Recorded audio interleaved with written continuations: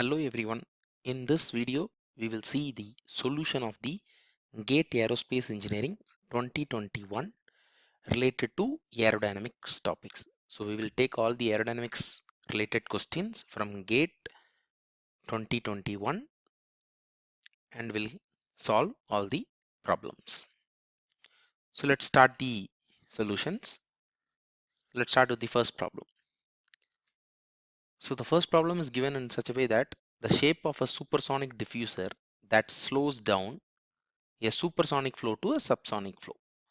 So here the question is asked is if you wanted to slow down the supersonic flow to subsonic flow, how does your shape of the diffuser has to be? Either it needs to be converging or converging and diverging or diverging and converging or diverging alone. So basically the inlet flow, if you assume this is the inlet flow is greater than 1 and you want the output flow to be Mach number less than 1.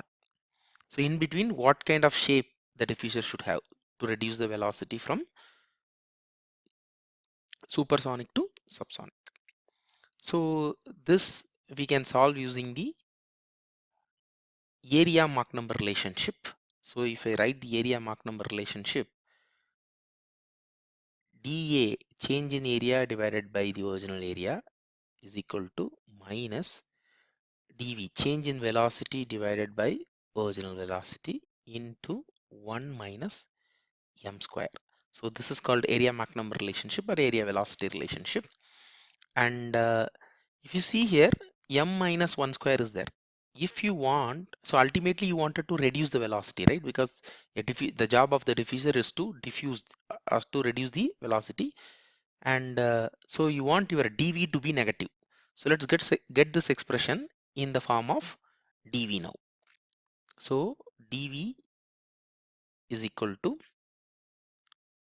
dA by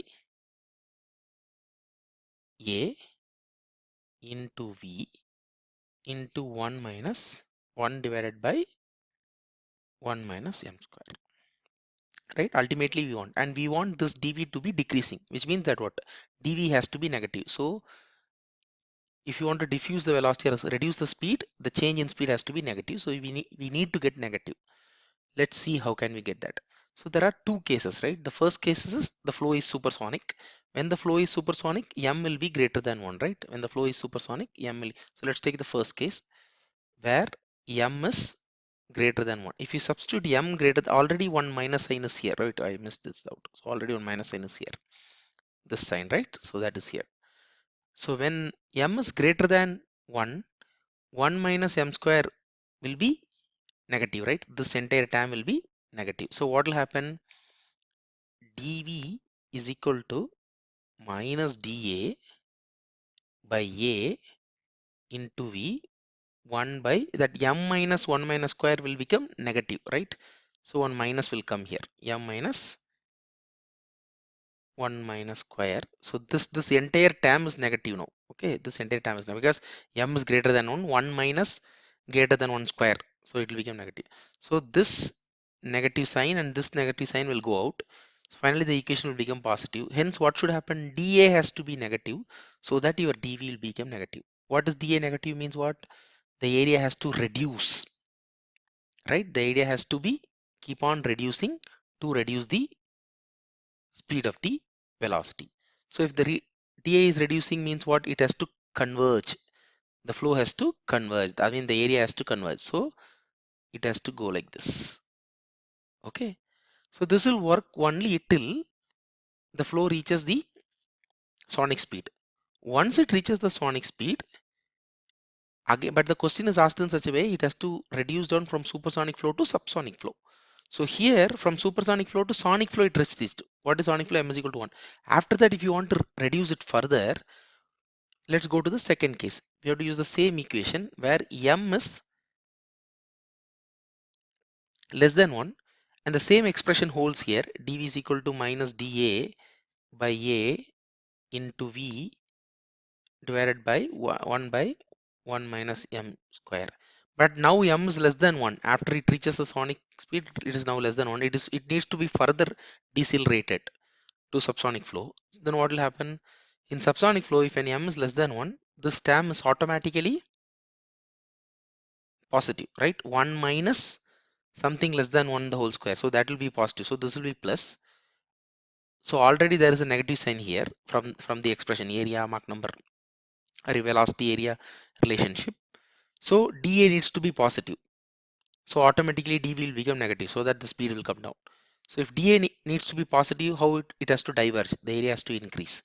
So after that, the area has to increase like this. Okay, so if you want to diffuse the flow from supersonic flow to subsonic flow, it should have a convergent and divergent diffuser. The shape of the diffuser has to be, initially it has to converge, then it has to diverge.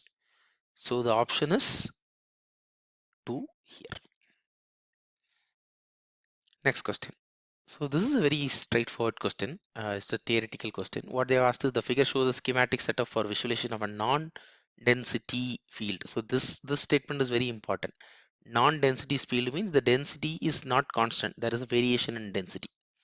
Okay, in this entire field might be different density here, might be different density here, different density. So this entire field, there's a variation in density in the text section of a supersonic wind tunnel. This technique of visualization of high speed flows is known as. So they have given 4 different options. So there are different ways you can do flow visualization, and out of that, um, the most popular ways for supersonic flows are interferometries, clear and shadow graph and all.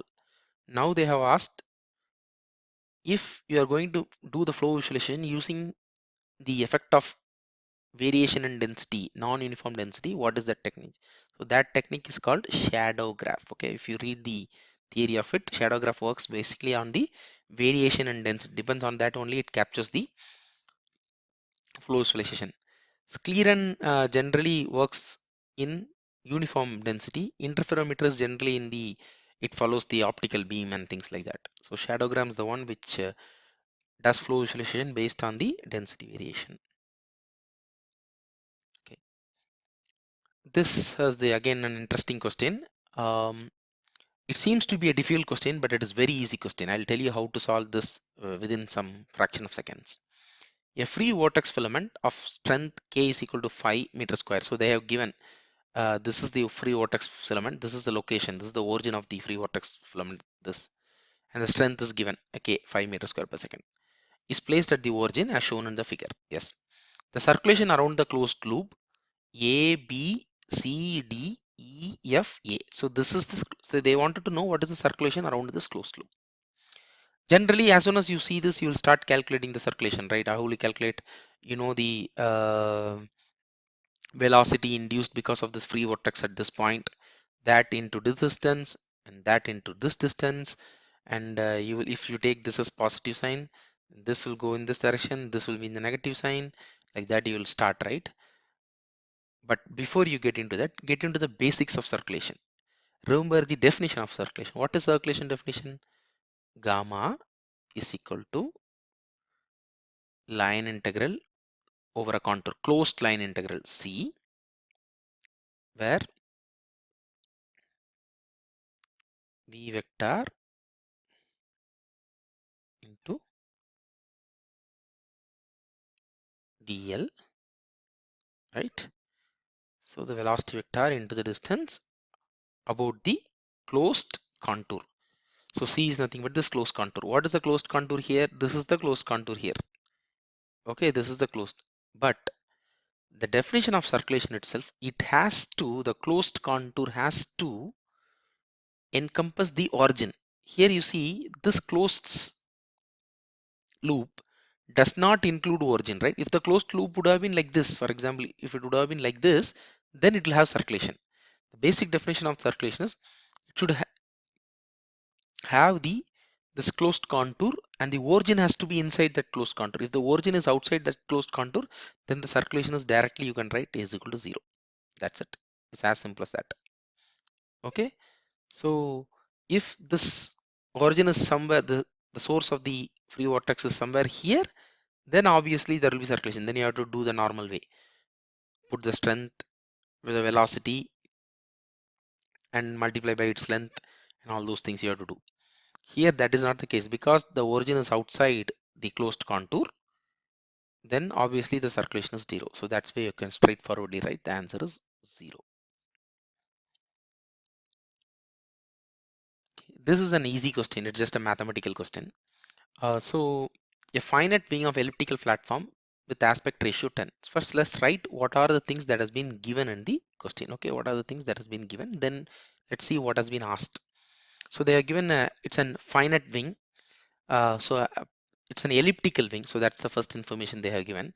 So then the aspect ratio is given. Aspect ratio is 10. Elliptical wing means the Oswald efficiency factor E will be 1, right? That we know. So that's the information we have to get from elliptical platform wing. And then and it's also given that it's a symmetrical aerofoil. Okay, that's a good thing. And then it is placed at a uniform flow at 5-degree angle of attack. So they have given the angle of attack alpha to be 5 degree. The induced drag quotient for the wing is, because it's a finite wing, there will be an induced drag quotient, right? It's not an aerofoil, it's a finite wing, so there will be induced drag. So what they are asking is, they have given this much information and they have asked CDI. They asked what is CDI, that's what induced drag quotient. So from the Prandtl lifting line theory, we know that CDI is equal to CL square by pi E AR. So AR is given, E is given, pi is a numerical value we know. So we need to calculate CL. If we calculate CL, then we can calculate what? CDI. Then the formula for CL is, from the thin airfoil theory, we know that CL is equal to 2 pi alpha, right? 2 pi alpha, where 2 pi is the 2D wing slope. We call this A naught, 2D wing slope. For a 3D wing, it will be different. The slope will be less, right? That's why it's a, if you know what is the 3D wing slope, which is A, then you can substitute CL is equal to, so this is from for a 2D aerofoil, for a 3D wing like finite wing, A alpha. We don't know what is that A. A naught we know, which is 2 pi from thin aerofoil theory. So if we can calculate A, then we know what is the angle at which it is placed, alpha, then you will get CL. Once you get CL, go back and substitute in this equation, then you will get CDI. First, let's calculate A. How to calculate the slope of the finite wing? Slope of the aerofoil, we know it's 2 pi. So the relationship between A and A naught is A is equal to A naught divided by 1 plus A naught by pi E AR. This we have already studied in the class. So which is equal to A naught is 2 pi, right? So 2 pi divided by 1 plus again A naught 2 pi by pi E AR. So if you do that, this pi will get out, and 2 pi divided by 1 plus 2, E is 1 already, aspect ratio is 10, so this will become 1 by 5, and then 1 by 5 will become 0.2, so which is equal to 2 pi divided by 1 plus 0.2 will be 1.2, right? So this is the new aspect ratio, and if you divide it further, you will get 5.23 per radians, because the unit is in radians, because it's in pi, right? We have used 2 pi, right? So now the new slope, the new lift curve slope is, it's not 2 pi, it is 5.23 per radians, so which is less than 2 pi as expected. So now we have got A. Now we can calculate what is the CL, right? CL is equal to A into alpha, so which is 5.23. Here you have to be very, very careful. 5.23 is per radians. Alpha is given in terms of degrees. So now you have to convert this alpha into degrees, sorry, radians. So 5 into, because your slope, lift curve slope is calculated per radian, so you have to convert your angle also to radians. 5 into How will you convert to radians? Pi by 180. So if you convert, you will get your CL to be 0.4564. So now we have got the CL, and it's very easy to now calculate the CDI because that's what is asked in the question, right? CL square by pi AR. So 0.4564 the whole square divided by pi into E is 1, which because it's an elliptical wing. AR is already given 10. And if you do the math here, you will get the answer to be 0.0066. Okay, so that's the induced drag coefficient. Moving ahead, the next question is it's related to the boundary layer theory question. So let's see what is given in the question. So consider a model of a boundary layer with the following velocity profile. So they are given the velocity profile of the boundary layer within the boundary layer, within delta, within the boundary layer, u by u infinity is equal to y by delta the whole square, and above the boundary layer it is 1. Okay, so which means if you draw a, I don't know, it belongs to a flat plate or a aerofoil, something like that. So if this is the boundary layer, right? If this is the delta, so y by delta square is within this thing, and above that it is 1, which is means u by u is equal to. Now they ask what is the shape factor. Shape factor is called h, and it is generally the ratio of the displacement thickness divided by momentum thickness, and they have also given the definition of defined as the ratio of displacement thickness to momentum thickness for this profile. So then we have to calculate first displacement thickness delta star, we have to calculate, and then we have to calculate momentum thickness theta. Then if you take the ratio of that, you will get the shape factor. So first let's start with the displacement thickness delta star. So displacement thickness equal to, we know the, so this is nothing but the amount that the flow needs to get displaced to compensate for the loss of mass, that we know already, so that we have already studied. This is nothing but 0 to delta integral 1 minus u by capital U, small u by capital U, or u by u infinity generally we call, so this term, okay, into dy. So now u by u is given to us, right, for the profile within the boundary layer 0 to delta. So let's substitute that. So 0 to delta 1 minus, what is u by u? Y by delta the whole square. So y square divided by delta the whole square, which is given in the question, into dy. So if you integrate it, you will get 1, if you integrate y minus y cube by 3 delta square 0 to delta. And if you substitute the limit, it's delta minus, so delta cube divided by 3 delta square. So now this will go out, yes, delta minus delta by 3, so which is nothing but 3 minus 2 delta by 3. So the displacement thickness delta star is equal to 2 delta by 3. So now let's calculate the momentum thickness, so which is theta, which is equal to again the how much the flow has to shift, move to compensate for the loss of the momentum, which is again the formula we know, 0 to delta u by u infinity into 1 minus u by u infinity into dy. So now if you substitute the profile value of u by u infinity 0 to delta, u by infinity is at y square by delta square, which is given in the question, 1 minus again y square by delta square into dy. So now we have to differentiate this. How do you do that? So theta is equal to, so we can take this delta square out anyway. So 1 by delta square integral of 0 to delta y square minus y power 4. I'm taking this y inside divided by delta square into dy, and now if I integrate it, 1 by delta square y cube by 3 minus y power 5 by 5 delta square, and limit tends to 0 to infinity. And if you substitute this limit, 1 by delta square delta cube by 3 minus delta, so delta 5, so if you substitute here delta power 5 divided by delta square, so it will become delta cube divided by 5,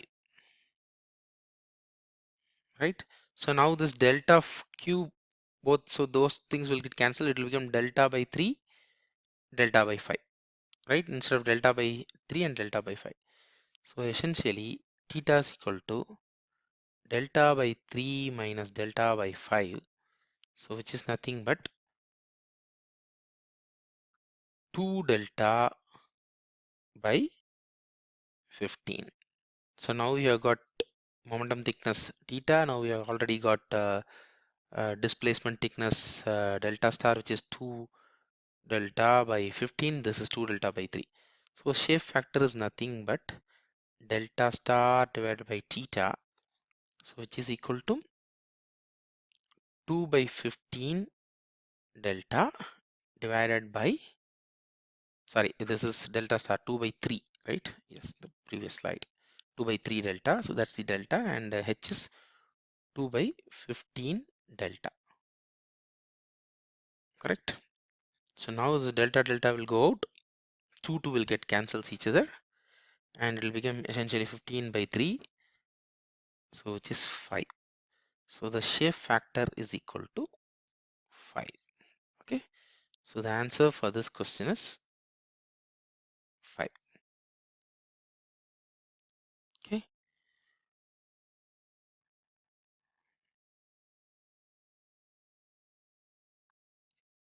any questions?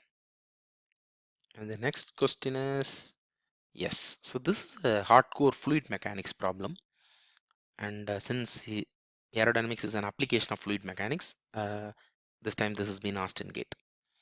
So, but it's an easy problem. So let's see what is given in the question. So it is given in the question that this is a water tank which is placed on a cart. Cart is a moving cart. You see here the wheels are there. Okay, it is free to rotate in the fixed support. So this is the fixed support which is given in the question, and this cart is placed on this fixed support. The cart is nothing but this the moving one along with the wheels. That black shaded line is the cart. It is free to roll, and on this cart there is a water tank, and there is a hole in the bottom of the water tank, and the diameter of the water tank is 5 centimeter, and the velocity is, and the flow is coming out of that water tank, and the velocity of the flow is 10 meter per second. But the velocity is coming and hitting a vein here. So there is a vein that is situated on the cart. So it is coming. So the flow, how the flow is happening, it is coming, hitting here, and it is going like this. But throughout this direction of flow, the velocity is given to be 10 meters per second. So that's what they are telling. Velocity m just to be 10 meters per second. And the angle at which the flow is getting deviated is 60 degrees, because the vane angle is 60 degrees. Okay, it is supposed to go straight. Because of this vane, it hits and goes at an angle of 60 degree with respect to the global x-axis. And this cart is tied to this fixed support with a rope. So then what will happen, as soon as the flow will come and hit and go like this, some force will come and hit, right? So there will be a change in momentum, right? Because when it comes and hits like this, right? But when it goes in some other angle. So there is a change in force, change in momentum. So whenever there is a change in momentum, there is a force, and that force is nothing but the tension of this particular rope to hold this cart, because it will come and hit and it will go, but somebody needs to make this cart intact, right? Which means it should not go out. So this rope will have that much tension to hold this cart without moving it in this direction. So the tension of this rope, that's what is asked in question, which is nothing but the force that is in this direction. That's it, Fx. The force that is tension, because it's tension, it is in the opposite direction. Okay, so let's do a small force balance in the x direction here. Okay, let's do a small force balance in the x direction. So how do you do the force balance? Fx, here it is negative sign. The reason is tension will be in the always opposite direction, equal to minus. So this minus I'll keep it out because it's a tension. I'm referring it to minus.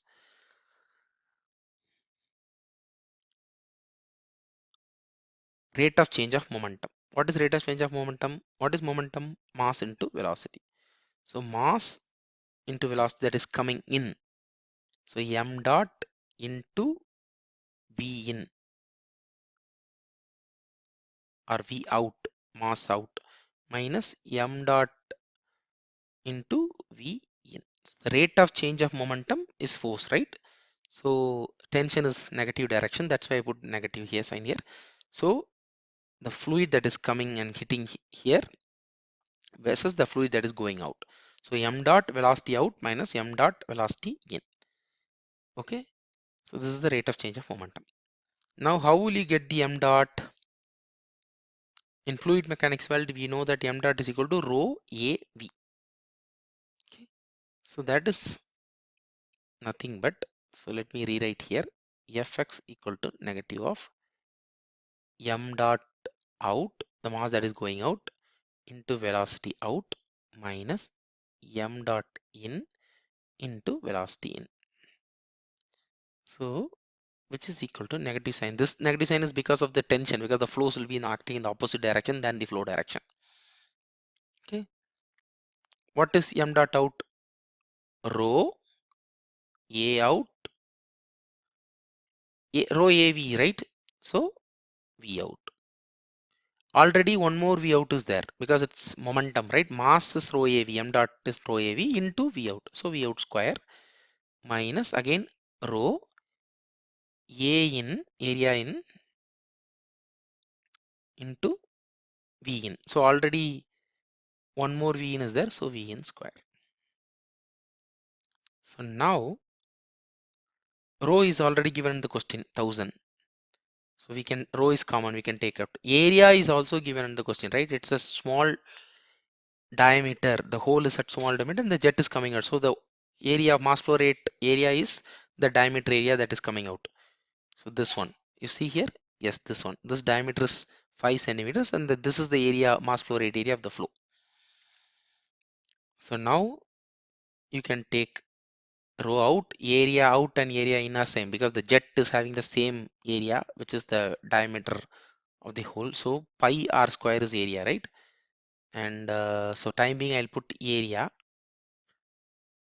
and v out square minus v in square. So v out square is nothing but the velocity at which the jet is leaving. V in square is the velocity at which the jet is coming. So if you see here, so this is v in, the velocity at which it is coming. This is v out, the velocity at which it is leaving. But we are only considering the f direction. So the velocity at which it is coming is 10 meter per second. Same time velocity at which leaving is also 10, but the direction is different. So if you convert this, so this is in the x direction, this is v out cos 60, right? So both of them are 10, v in and v out are 10, but the v out x component is 60, cos 60. So if you do that, minus rho into area, what is v out? 10 cos 60 the whole square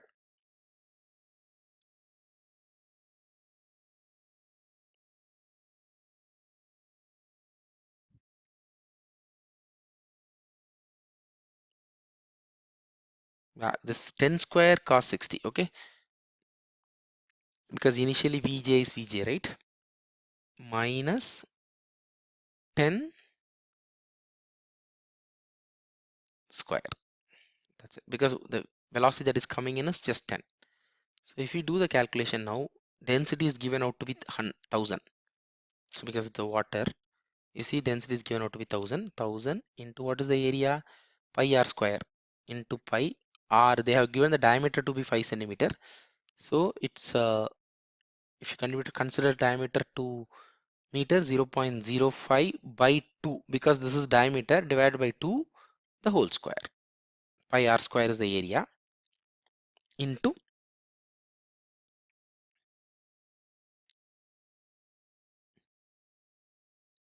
the velocity, right? So 10 square cos 60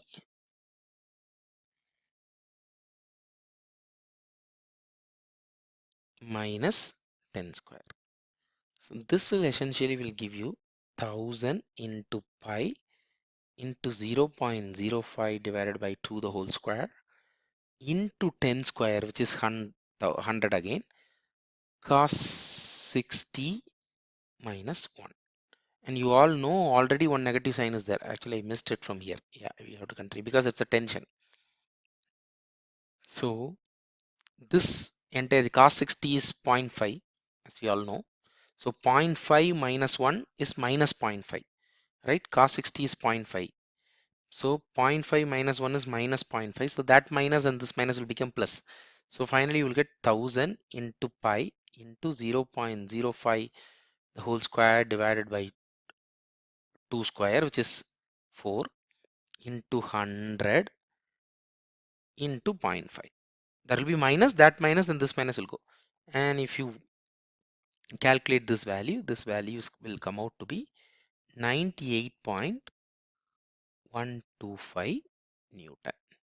So the tension that will be applicable in that string or the rope to hold that cart, that force Fx is 98.125 Newton. So the tension in the rope is 98.125. Okay. Yes. So the next question is,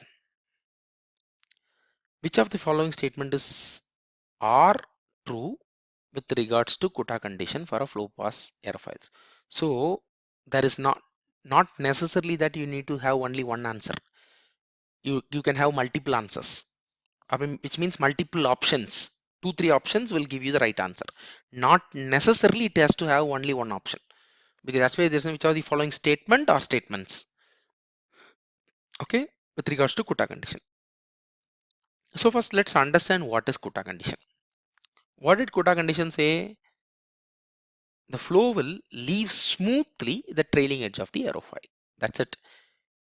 In Kutta condition, they never mentioned anything about the flow will only leave smoothly in sharp aerofoils or in cusp aerofoils. They have never told like that. In any aerofoil, the flow will leave smoothly. Okay. So Kutta condition is applicable for both the aerofoils. Either it's a sharp trailing edge aerofoil like this, or it's a cusp aerofoil like this. Okay. So the flow will leave smoothly in both the cases at the trailing edge. So it is only applicable to aerofoil with sharp trailing edge is the wrong answer. Okay, because Kutta condition is never told like it. It just told for any aerofoil the flow will leave smoothly the trailing edge. Then so the first statement is correct. Okay, so this is one of the right answer. Let's see if all the other 3 is wrong or so we have already discarded option 3. So the trailing edge of an aerofoil is stagnation point. So the trailing of the aerofoil is stagnation point. This is true only in case of sharp edge aerofoils. To make you understand better, I will show you a figure. This is what Kutta condition told. Okay, so this is that sharp edge, trailing edge aerofoil. So you will have a finite angle here. So at the sharp edge, right, at A, V1 equal to V2 equal to 0, which means this is a stagnation point. But this is true only in case of sharp edge aerofoils, sharp edge trailing edge aerofoils. Let's go to a cusp aerofoil, because what's the definition of stagnation point? At that point the velocity has to be 0. So here that is the case, true. But in case of cusp aerofoil, V1 equal to V2 but not equal to 0. Here V1 equal to V2 equal to 0 because the flow has to leave smoothly at one point, that trailing edge point, right? This A, it will have only one velocity, the flow that is coming from the suction surface and the flow that is coming from the pressure surface. Okay, top surface and bottom surface. When it meets the trailing edge, it should have one single velocity so that it can leave smoothly. That's one single velocity will be one number, might be 5 meter per second, 10 some number, but it will not be zero in case of cusp. So in case of finite angle or the sharp trailing edge angles, the trailing edge will become stagnation point. But in case of cusped aerofoil, it will never become stagnation point. It will be the same. So the trailing edge of an aerofoil is a stagnation point is wrong statement. It is true only in case of sharp trailing edge, not for cusp. But Kutta condition is applicable for both. So the flow leaves the trailing edge smoothly is right. It is utilized to define the circulation of an aerofoil. That is also correct. I'll explain you why. If you go back to this figure, with this we know that circulation is nothing but we know that velocity on the top surface minus velocity on the bottom surface, which means what? V2 minus V1 or V1 minus V2, right? So that's what is circulation. By Kutta condition, gamma of a trailing edge, which is at this point A, what is circulation at point trailing edge A is equal to 0, because either it is in a finite angle sharp edge trailing edge or in a cusped angle, both the case it is 0. In sharp edge it's very easy, velocity itself is 0. In cusped case, V1 minus V2 will become 0 because both of them are same. So Kutta condition is utilized to determine the circulation of the aerofoil. When we do the thin aerofoil theory, right, we will calculate gamma of theta, which is that we'll try to find out circulation of the aerofoil with respect to the coordinate theta. So when we solve that equation to find out gamma of theta in thin aerofoil theory, we'll also satisfy Kutta condition, and that satisfy Kutta condition. So the gamma of theta that we get from the thin aerofoil theory by solving the equation of the thin aerofoil theory,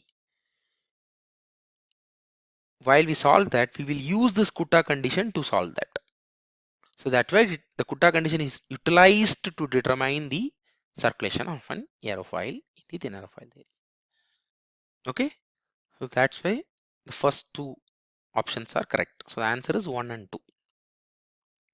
Okay, so let's move on to the next question. So in this question, it is given that there are two nozzles, nozzle A and nozzle B.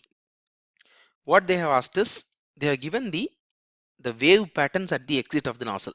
So in nozzle A, there is a shock wave formation. The oblique shock is formed at the, because from here onwards the nozzle is getting ended. Similarly from here onwards, so after that there is no nozzle, it's a free atmosphere. Similarly from here onwards there is no nozzle gets ended, that's a free atmosphere. In nozzle A, the oblique shock waves are getting formed. In nozzle B, the expansion waves are getting formed. So then they are asking, the nozzle A and B are said to be operating in what conditions? Whether it is over expanded or under expanded, and or it's perfectly expanded, things like that.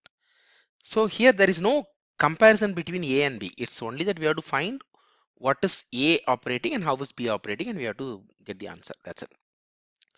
So whenever the nozzle is leaving the flow into the atmosphere, right?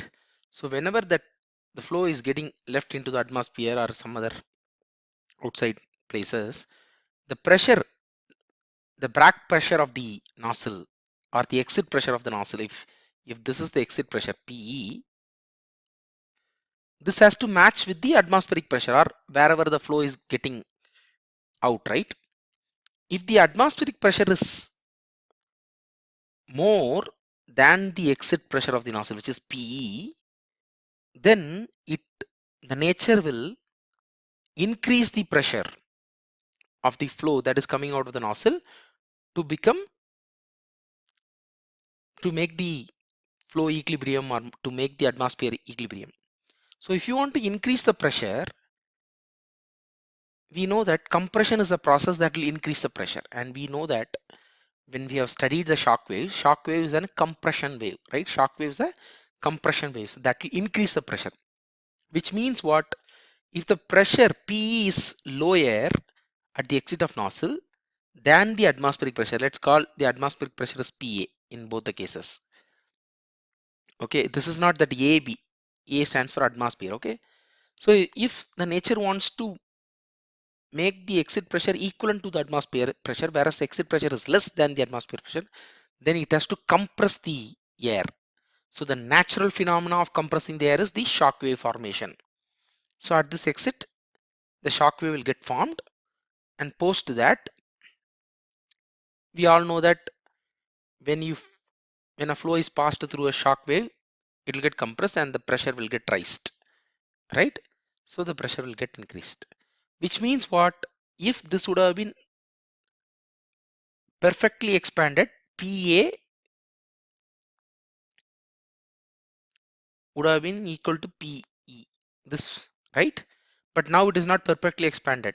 Now PE is lower than PA in the first case, which means that the shock wave has to get created and it has to increase the pressure to match PA, which means what?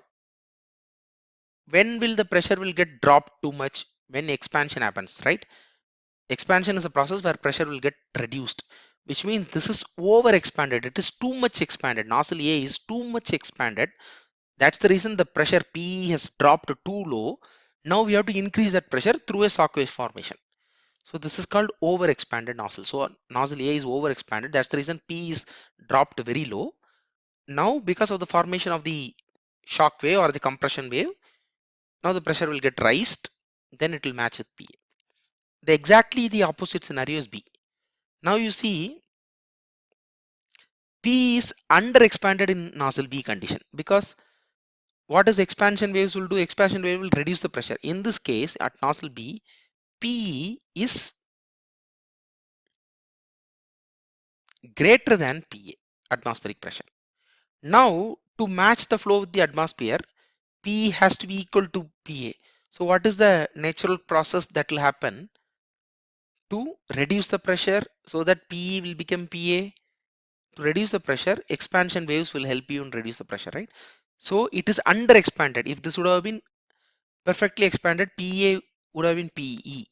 But this nozzle is under expanded. That's why it did not drop the pressure to the required amount of PA. Now the expansion waves will get formed here and that will further drop the pressure PE to match with PA. So nozzle A is over expanded, nozzle B is under expanded. So option A is the right answer. Okay, so this question is a very easy question. Which of the following statement is also the similar to the one we solved previous to the previous question, one before the previous question. So it can have multiple options. That's what I'm trying to say.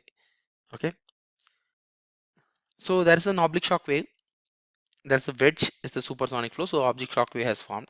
What they have asked is, out of the 4 options that is given here, how many options are true with respect to the following scenario?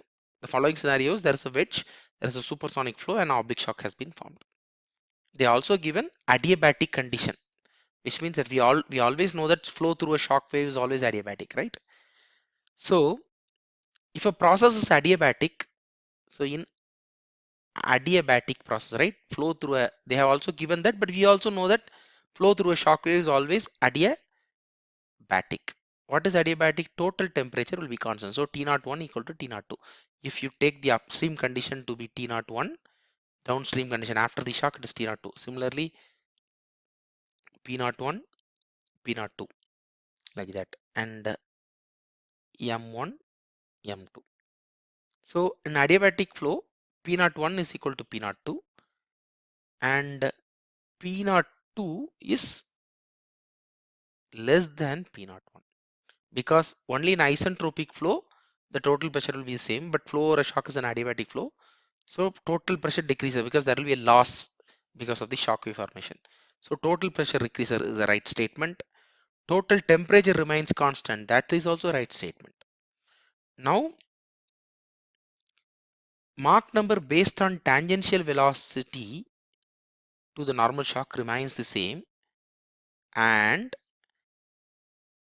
that based on normal component decreases. We know that flow across the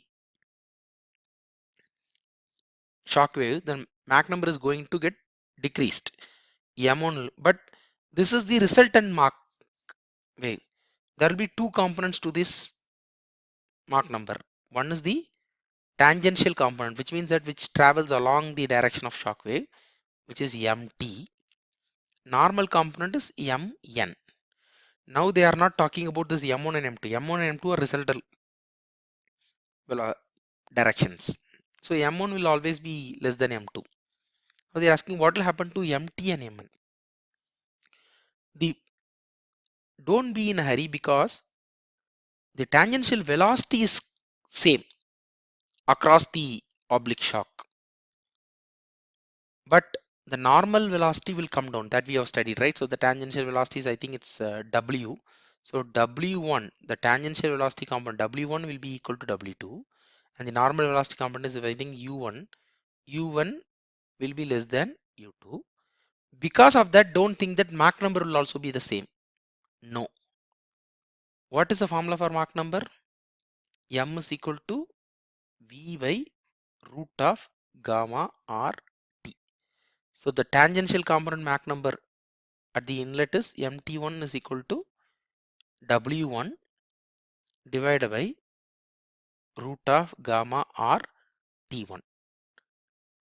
The tangential component of Mach number after the shock mt2 is equal to w2 divided by root of gamma r t2.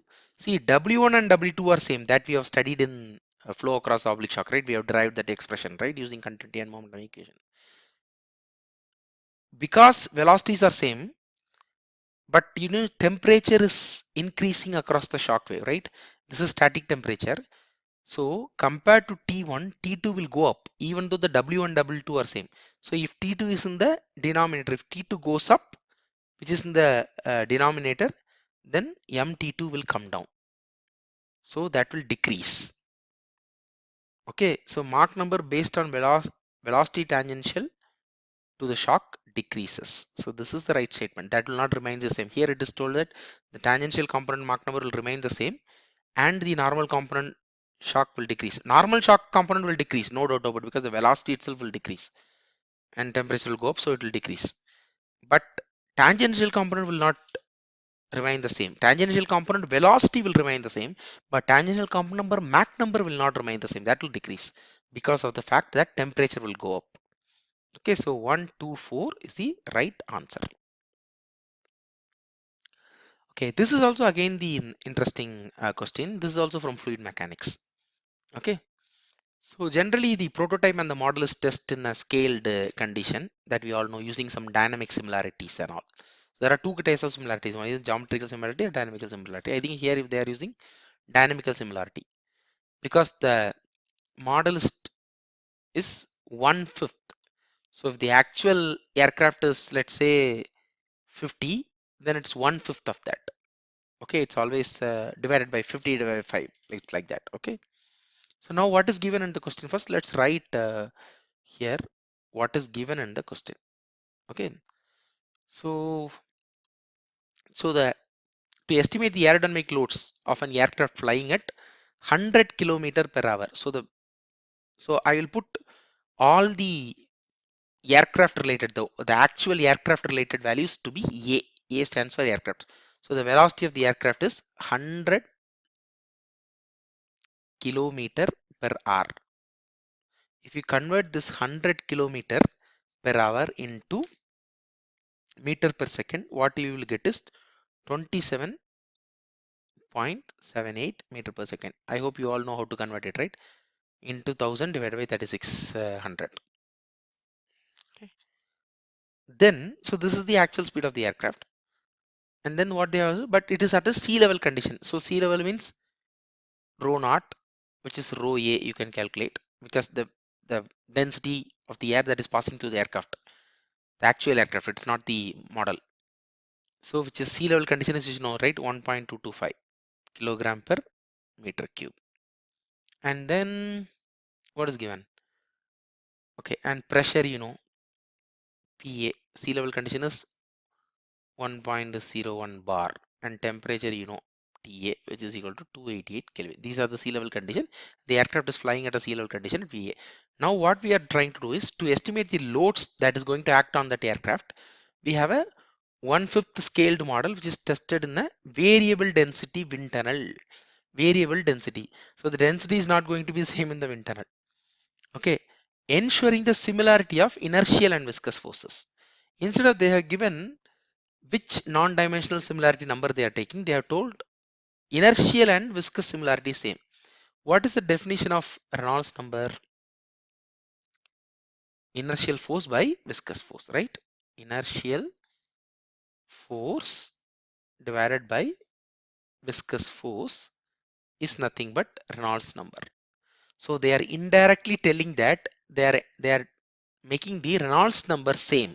Similarity of inertial and viscous force means they are making the Reynolds number same for the actual aircraft that is flying and the model, which is 1/5 of the scaled model. So the Reynolds number of the aircraft will be equal to the Reynolds number of the model, the scaled model 1/5. So that's the information they are passing. So the pressure in the wind tunnel is 10 times the atmospheric pressure. So the atmospheric pressure is PA, right? We know that the sea level pressure. Inside it is 10 times. So PM. PM stands for pressure of the model.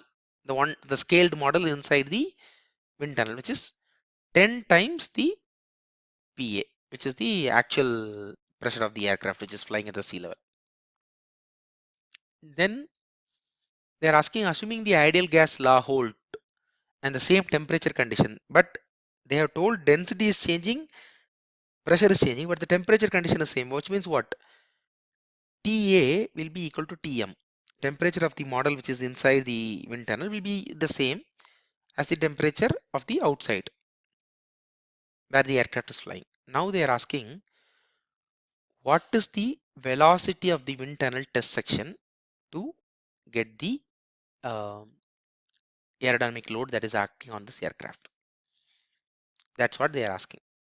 What are the things they have given? They have given all this information: the velocity of the aircraft it is going to fly, the conditions of the aircraft, atmospheric condition of the aircraft.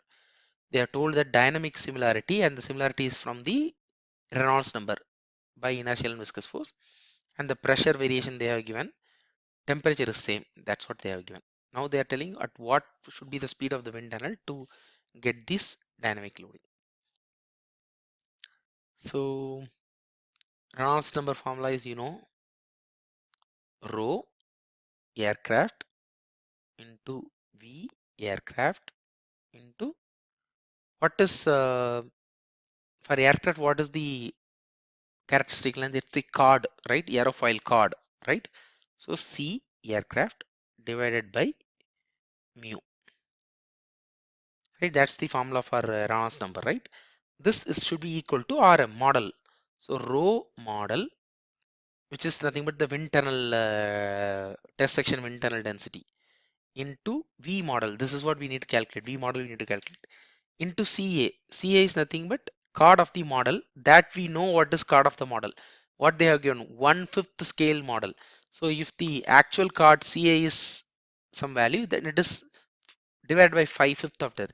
So C model is nothing but CA divided by 5. 1/5 of the scale model into mu. Mu is a fluidic property generally, and at very high temperature it might slightly vary, but they have clearly told that temperature and all same, and it's a fluid property. If you are using air, both will be the same. So mu will get cancels each other,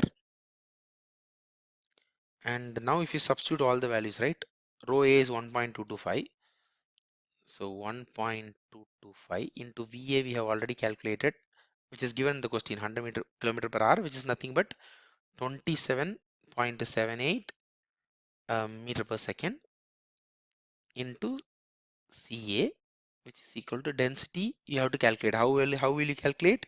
Density is not given, but pressure and temperature informations are given. Now we are going to use the ideal gas equation. What is ideal gas equation? P is equal to rho RT. They have also told ideal gas equation also hold true here. Assuming ideal gas law hold. So density is equal to P by RT. So pressure, but they have given 10 times the atmospheric pressure they have given, right? They given 10 times the atmospheric pressure.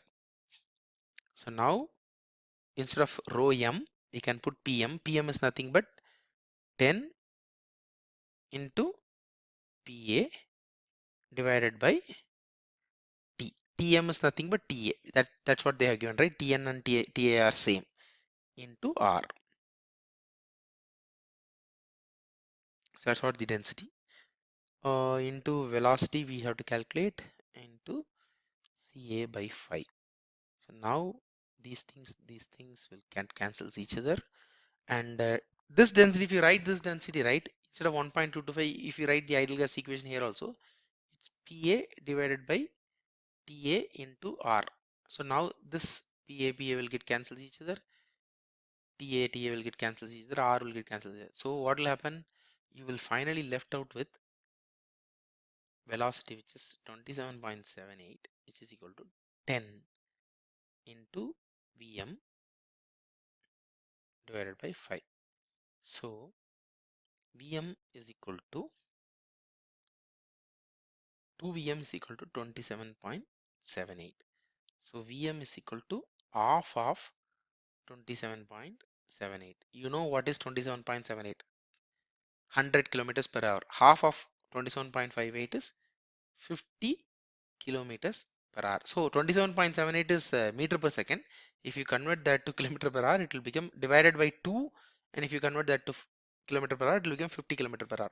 Basically, if you substitute back here, instead of 27.78, if you substitute 100 kilometer per hour, it's for the aircraft, and the model needs to be run at 50 kilometer per hour. So the option is answer A. Okay. So let's move on to the next question. Yes. So this is also an interesting question. So according to the thin aerofoil theory, which of the following statement is true? So for the cambered aerofoil. So this also can have multiple answers. Maybe 2-3 options can be correct, or 1 or 2 options can be correct, or just one option can also be correct. So they are told according to thin aerofoil theory. So we have to only think about thin aerofoil theory here. Okay. Which of the following statement is true? For a cambered aerofoil, it's not for a symmetrical aerofoil. So you have to know that. So thin aerofoil theory does not even talk about drag. Okay. Only Prandtl lifting line theory will talk about lift induced drag and all. So that lift induced drag is proportional to the square of the lift coefficient, but that is coming from Prandtl lifting line theory, not from thin aerofoil theory. So option 2 is invalid. So it's not the right statement, because according to thin aerofoil theory will never talk about drag because of lift. Prandtl lifting line theory will only talk about drag because of lift. Next, aerodynamic centers lies at the quarter guard point. Okay, and they have given the other option to be center of pressure is also lies at quarter guard point. Okay, lift coefficient of an aerofoil is directly proportional to the absolute angle of attack. That is true, because what thin aerofoil theory says, CL is equal to A into alpha. A is nothing but your lift curve slope. Okay, right? CL is equal to A into alpha. A is nothing but lift curve slope, which is nothing but 2 pi. So CL is directly proportional to your absolute angle of attack. So CL is directly proportional to angle of attack alpha. So that's why you see when you draw the CL versus alpha versus CL curve, right? So as alpha increases, CL will also increase. So directly proportional. So this is the right statement. So now let's see option 1 and 3 are right or not. Okay. So now how to know whether the aerodynamic center is lying at the quarter guard point or not? First, let's understand the definition of aerodynamic center. What is aerodynamic center? The point where the moment is independent of angle of attack. The moment created because of the aerodynamic forces, especially the lift force, will be independent of angle of attack. However you change the angle of attack, the moment value will be zero, will be same or constant at that particular point. That point is called aerodynamic center, and they are telling that point is lying at quarter guard point. Let's test it now. So first, from the thin aerofoil theory, for cambered aerofoil, not for symmetrical aerofoil, from the cambered aerofoil, we have already derived the expression moment quotient about the leading edge, CMLE, which is nothing but moment quotient about the leading edge, is equal to minus CL by 4 plus pi by 4 into A1 minus A2. This is the moment quotient about the leading edge for cambered aerofoil. If it is symmetrical aerofoil, it's only minus CL by 4. So this A1 and A2 is nothing but it's the coefficients of the sine series, right? Because for the cambered aerofoil, you need to know how the camber, this is the function of the camber, how it has come up. Okay, so this A1 and A2 are the coefficients of the sine series of the function of the camber. Okay, A1 and A2 are like a constant, you can imagine like that. Okay, this is the leading edge. Now if you want to calculate the moment about the quarter chord point, CM C by 4 quarter chord point, it is nothing but CMLE plus CL by 4. So CMLE is this entire term, which is nothing but minus CL by 4 minus pi by 4 into A1 minus A2 plus CL by 4. So minus CL by 4 and plus CL by 4 will cancel each other. Then which is equal to minus pi by 4 into A1 minus A2. So A1 and A2 are, I told you, it's a constant. It's a coefficient and it is going to be the constant. It is not dependent on a angle of attack. It is depends on the camber of the aerofoil, how well the aerofoil is cambered, whether it is highly cambered or low camber. It does not have any role to play with alpha. Okay. So however you change your alpha at the quarter chord point, your lift, what is that? Your coefficient, your moment coefficient is going to be just the same, which is a constant number, pi by 4 into A1 minus A2 for a given aerofoil. A1 and A2 will change for a different aerofoil. But for a given aerofoil, however you change the once the aerofoil is fixed, however you change the angle of attack, A1 and A2 is not going to change because it's just the coefficients of the sine series of the cambered profile. So moment about the quarter chord point is not a function of alpha, which goes very well with the definition of aerodynamic center. Aerodynamic center is a point where the moment will be independent of angle of attack. So here also the moment is independent of angle of attack about the quarter chord point. So the option 1 statement is correct. Then what is, to verify the statement 3, what is the center of pressure definition? Center of pressure is a point at which moment will be equal to 0, right? So if quarter chord point is the center of pressure, then the moment should have been 0, right? But see, moment is not 0, it's a constant value, minus pi by 4 A1 minus A2. Moment is not 0. If this would have been a symmetrical aerofoil, then center of pressure is also lying at quarter chord point because moment would have been 0, because this term will never even come for symmetrical aerofoil. So this is only coming for a cambered aerofoil. Okay. But since it's a cambered aerofoil, the camber function is taken care. It's a constant value. So the moment about the quarter chord point is a constant value, which goes well with the definition of aerodynamic center. But the definition of center of pressure says at that point the moment will be equal to 0, but it's a constant value in the case of cambered aerofoil. So this is also wrong. So option 1 and 4 is the right answer. Let's move on to the next question. So this is a beautiful question, very, very intelligent question.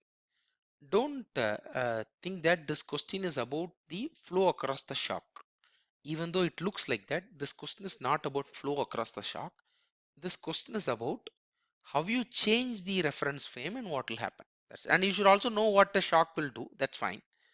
Okay. It's not about flow properties before shock and after shock. It's about flow properties when a shock wave is moving, when you change the reference frame. That's it. So let me explain this problem. So let's take scenario 1. Whenever there is 1, right, without any dash, whenever there is no dash, P dash or P dash, it means the shock is moving, whereas the flow is stationary. Whenever there is a dash, P dash, P1 dash, P2 dash, which means that here the flow is moving. So the shock is moving in this direction. So this is the shock and the shock is moving in this direction. It is moving here. So the upstream is this one. Okay, upstream is in the left side.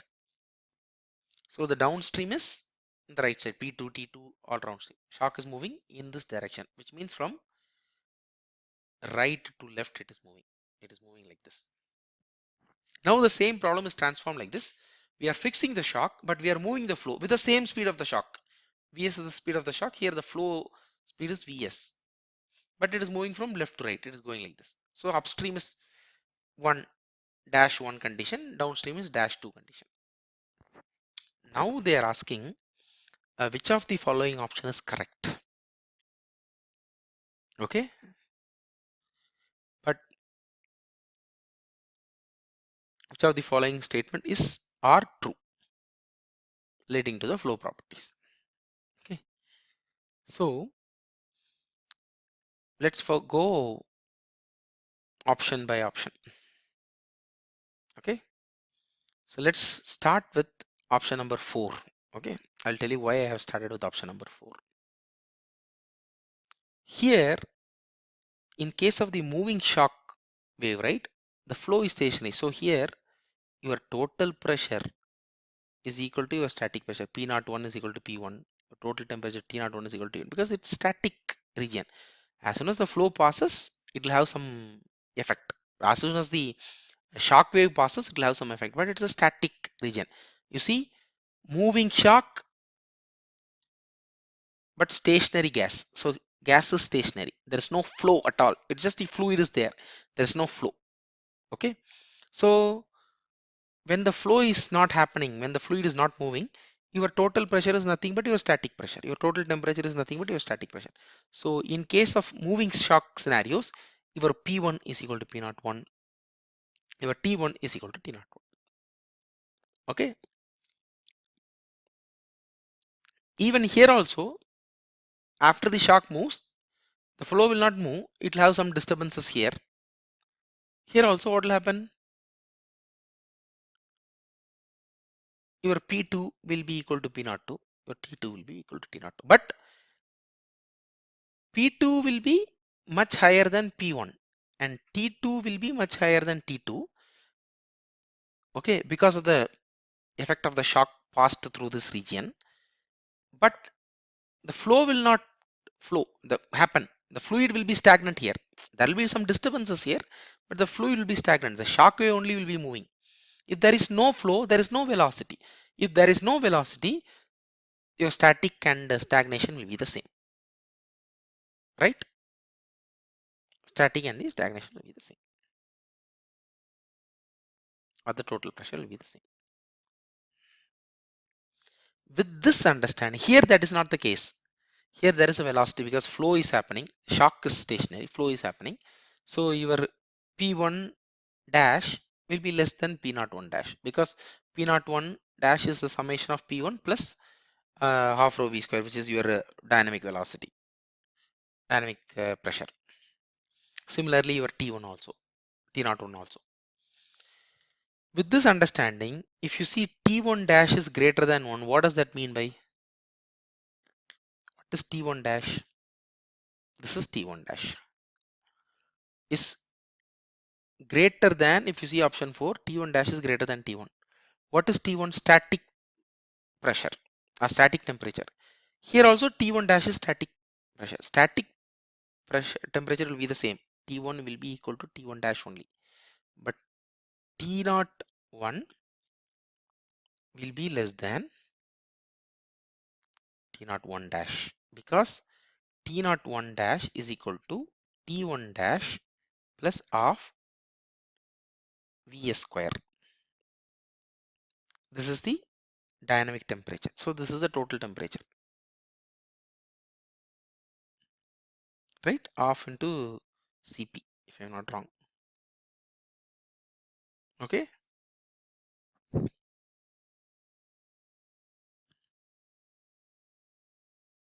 Vs square. So here, this statement can be told as T1 dash will be equal to T1 because the static temperature at a given place will be the same, right? So T1 dash will be equal to T1, whereas because T1 is nothing but T01. Okay, T1 dash will be equal to T1. So option 4 is also wrong, 3 is also wrong. It can either be higher or lower. So you can eliminate both of them. Now we have to go between option 1 and 2. Option 1 says T1 dash equal to T1 and option 2 also says the same thing. Now let's go to the second thing. T2 dash is less than T01. Is greater than, sorry, T2 dash is less than T01. What is T2 dash? This one is less than T01, right? So this statement is given. And what is the next statement is given? P01 dash, which is this one, is greater than P01. So that is true because the same phenomenon applies here. P01 is nothing but P1, there is no flow, whereas P01 dash is P1 plus, which is P1 dash plus half E square. So this is also available in both the statement, right? P01 dash is greater than P01 and that is level. So this is true in both the cases. Okay. So first between option 1 and 2, this is true in both the cases. This is same statement true in both the cases. Now we have to verify what is this versus this. And you see P2 will be greater than P01. What is P2? Yes, this one. Definitely P2 will be greater than P01. I'll tell you why. What is P2 here? Static pressure. P01 is also static pressure only. P1 because I told you right, P01 equal to P1. P01 is also static pressure because here shock is moving. So velocity is 0. So P01 equal to P1. After the shock goes, the pressure will get increased. P02 is P2. So P2 will be always greater than P01 because P01 is nothing but P1 only. So this statement is correct. Now let's come here. T01 dash is greater than T01. That is also the right statement, right? Because T0, what is T01? T01 dash is equal to T1 dash plus half CPVA square. What is T1? T1 dash, which is nothing but T1. What is T1? T1 is nothing but T01. That's it. So obviously T01 dash will be greater than T01. Right? Obviously T01 dash will be greater than, because here there is no flow. T01 is nothing but T1. Here T01 dash is not T1 dash because it's T1 dash plus the velocity of the flow. T1 dash is nothing but T1. Okay. So option 2 is the right answer. Okay. Option 2 is the right answer. Okay. Option 1 is also not the right answer. So let's move on to the next question now. Yes. So this is also a fluid mechanics question. It's not a pure aerodynamics question, but since aerodynamics is an application of fluid mechanics, we can solve this question. Again, this is also a very tricky question. They can deceive the student very easily because the question is not between the comparison between PQ or jars. The question is about the comparison between its own self. P compared before and after, Q compared before and after, R compared before and after. But what is that before and after? Before the ice melted versus the ice melted after the ice melted. Everywhere is that like that. P, the level of P at water before this ice cube melted, and then the level of P, the level of water at P after the ice cube melted. Similarly, the level of water at Q before this ice cube gets melted versus the level of water at Q after the ice cube gets melted. And similarly, that will hold true also. Here, the level of the water before the ice cube melts in R versus the after the ice cube melts in R. So now, whenever you place an object in a water, right? the amount of fluid or the liquid that get displaced means that comes out, is the volume of the object that you put in. Okay, is the volume of the immersed object. So here, as soon as you put this ice cube, so the question is not even before putting the ice cube, no, before melting the ice cube. That's the very key thing here. Okay, don't get confused by that. First of all, there is no comparison between P or Q or Q or R. The comparison is always between P before ice melt, after ice melt. Similarly, comparison is always between Q before ice melt and after ice melting. And similarly the R also. So first of all, the comparison is not against PQR, it's by its own first of all. Then that after before is not before adding the ice cube, no, after adding the ice cube, before melting, before the ice cube gets melted. Okay, so as soon as you add the ice cube, the amount of water that gets displaced in P will be the amount of the volume of this ice cube. But you know, the volume of the ice cube, the entire ice cube will get melted and this will become water. So in P, as soon as you add the ice cube, there will be some increase in the level of water. It will never increase more than that. It will just remain the same even after the ice cube gets completely melted, because whatever the volume that got displaced, that is going to come as the water again after it gets melted. Correct? So P, it remains the same. Q, there is a small steel ball or something is inside. So this solid ball. Okay. As soon as you put the ice cube, the water level would have gone up to here. Assuming that this entire thing will get melted. But you know, the volume of the ice cube is not the entire thing. You have to, how to get the volume of this ice cube? This part minus this part, right? So volume of the ice cube in the Q category is this minus this. So the water that you get is this volume minus this volume is the water that is going to go inside. But the displaced water will be the total volume of this ice cube. But the water that is going to come because of the melting of this ice is not the displaced volume, because inside there is some ice ball, sorry, some steel ball. So as soon as you put, the water level will go up, but as soon as it's melted, right, the steel will never get melted, right? It will just go down. It will go down and settle here. That's it.